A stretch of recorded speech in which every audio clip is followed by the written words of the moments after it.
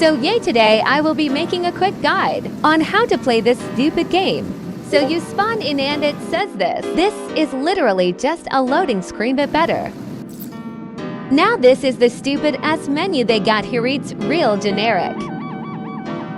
So you click here to ready up and stuff. And there's hazard levels, and the spawn rates of the enemies are much higher each hazard level. Now click use menu to use the menu. If you didn't know, you stupid fuck. Go to armory to customize your guns and stuff. Large slot is literally just a primary, so get it if you want. These guns looks like this.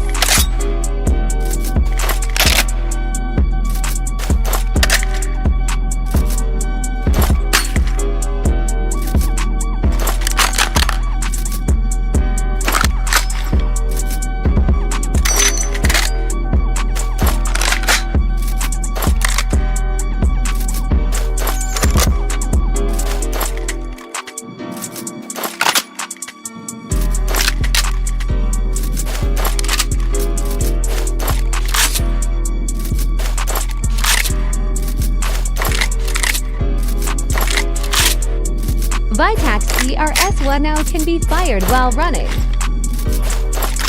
Spare magazines are spare magazines, stupid. Now click specialization to customize your class.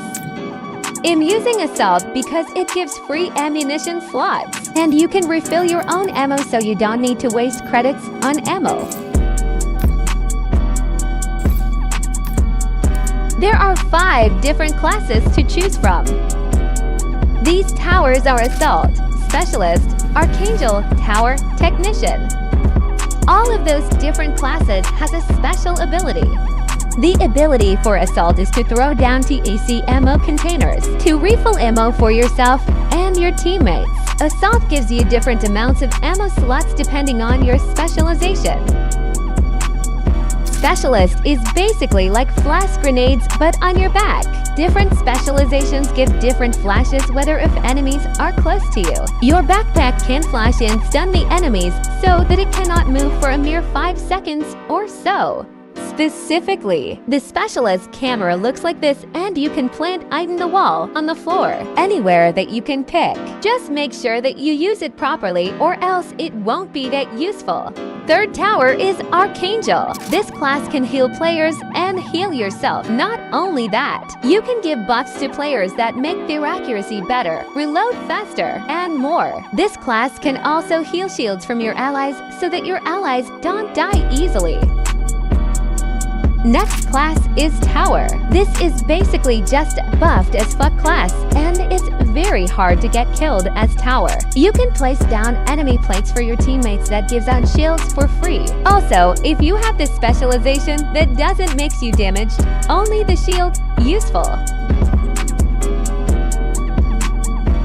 Next class is Technician. I haven't played much of Technician, but I'll try to explain it the best I can. So basically, there's these turrets that you can place down, and there is a specific amount of degrees that you can fire. But depending on the specialization that you pick, you can get different amounts of degrees you can get for your turret to fire. It can also be 360 degrees. This is a very good class for farming levels because there's turrets, and turrets gives you free X.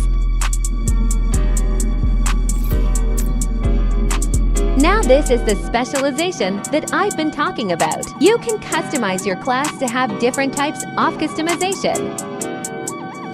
Swift Supply is probably the best for Assault because you can get ammo quickly. This is the skill deck.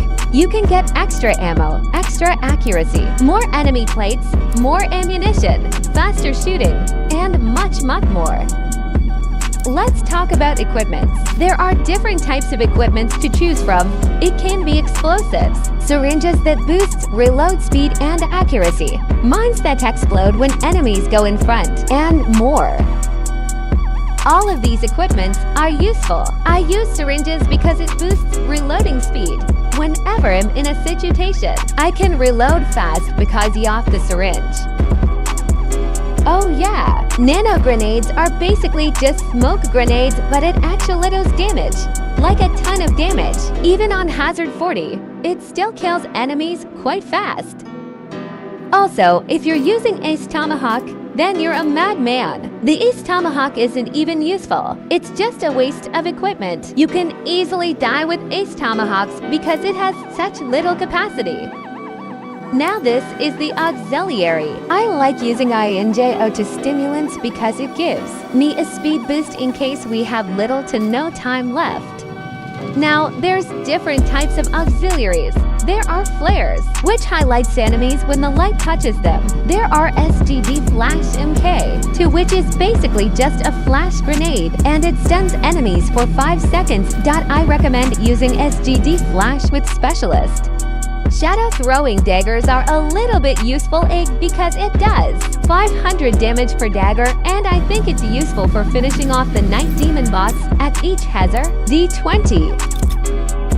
And these are just pistols. I don't recommend using any of the other pistols except for the Aegis 50 because it deals insane damage. It can literally one-shot most enemies inside Hazard level 1 to 20. It's very useful for early game, but it consumes a lot of ammo if you are ass at aiming.